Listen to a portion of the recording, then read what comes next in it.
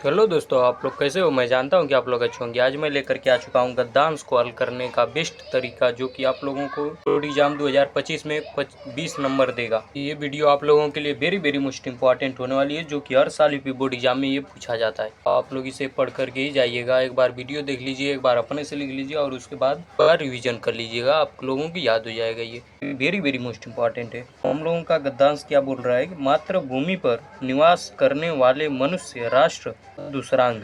मातृभूमि पर निवास करने वाले मनुष्य राष्ट्र का दूसरा अंग। पृथ्वी हो और मनुष्य हो तो राष्ट्र की कल्पना असंभव है। पृथ्वी और जन दोनों के सम्मेलन से ही राष्ट्र का स्वरूप संपादित होता है। तो ये हम लोगों का गद्दांश इसी तरह से आप लोगों को बोर्ड एग्जाम में दे देगा। और जन के कारण ही पृथ्वी मातृभूमि की संज्ञा प्राप्त करती है। पृथ्वी माता है और जन सच्चे अर्थों में पृथ्वी पुत्र है। जन के कारण ही पृथ्वी मातृभूमि की क्या करती है, संज्ञा प्राप्त करती है। पृथ्वी हम लोगों की माता है और जन सच्चे अर्थों में पृथ्वी पुत्र है।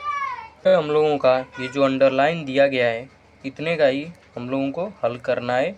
इसी का पूछेगा क्वेश्चन कैसे बनता है यूपी बोर्ड एग्जाम में, वो हम दिखाते हैं आप लोगों को। हम लोगों का क्वेश्चन बनता है कि पाठ का शीर्षक और लेखक का नाम बताइए। इसी तरह से एक गद्यांश दे देगा 5 लाइन का, उसके बाद 2-3 लाइन अंडरलाइन करके दे देगा। आप लोगों को पूछेगा पाठ का शीर्षक और लेखक का नाम लिखिए। उसी तरह से उसी हिसाब से क्वेश्चन बना करके दे देगा।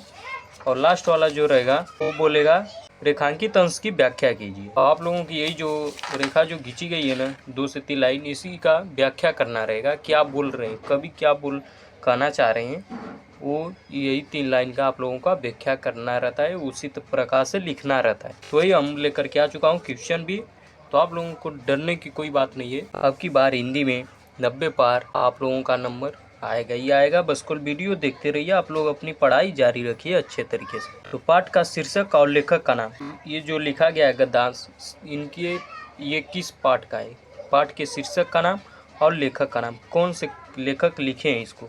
तो प्रस्तुत गद्यांश के पाठ का शीर्षक राष्ट्र का स्वरूप है और इसके लेखक वासुदेव शरण अग्रवाल जी है। राष्ट्र के स्वरूप से लिया गया है, उसके लेखक वासुदेव शरण अग्रवाल जी है। दूसरी है हम लोगों की, राष्ट्र की कल्पना कब असंभव है।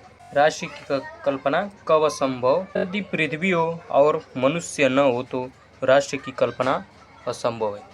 पृथ्वी रह करके ही क्या करेगी, जब मनुष्य ही उस पर नहीं रहेंगे तो राष्ट्र की कल्पना असंभव है। पृथ्वी और जन दोनों मिलकर क्या करते हैं। तो पृथ्वी और जन दोनों मिलकर राष्ट्र का स्वरूप संपादित करते हैं। हम लोगों का जैसे ये वाला है, इसी में देखेंगे कि पृथ्वी और जन दोनों के सम्मेलन से ही राष्ट्र का स्वरूप संपादित होता है। तो हम लोगों को क्वेश्चन जो दिया रहेगा ना, वो इतना ही में से आप लोगों को छाट करके लिखना रहता है यूपी बोर्ड एग्जाम में। इतना ही में से आप लोग देख करके अच्छे तरीके से लिख करके आएंगे, आप लोगों का 20 नंबर पक्का हो जाएगा, अगर अच्छे तरीके से लिख करके आते हैं तो।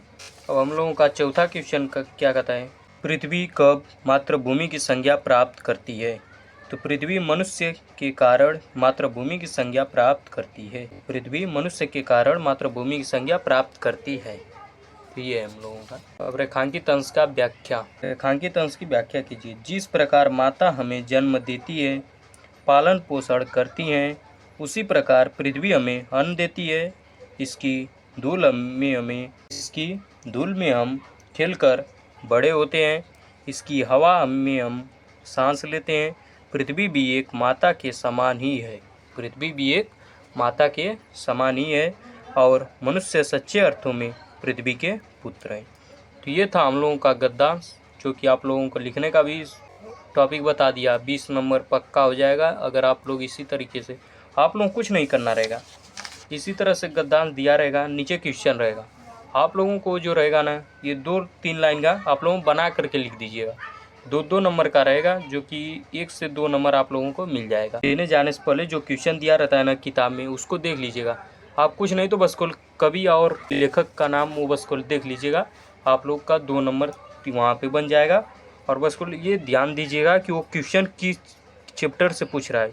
2 नंबर वो बन जाएगा। 3 से 4 नंबर आप लोग इसमें से ढूंढ करके लिख देंगे, 4 नंबर वहाँ से। 8 से 10 नंबर आप लोग फिक्स कर लेते हैं अगर इस वीडियो को देख करके जाते हैं अच्छे तरीके से। तो आप लोगों को बोर्ड एग्जाम में ये नहीं पता है कॉपी कैसे लिखी जाती है तो उसकी वीडियो मैं डिस्क्रिप्शन में डाल दिया हूँ, आप लोग जा करके वहाँ से भी देख सकते हैं। जय हिंद जय भारत, फिर मिलते हैं न्यू वीडियो के साथ।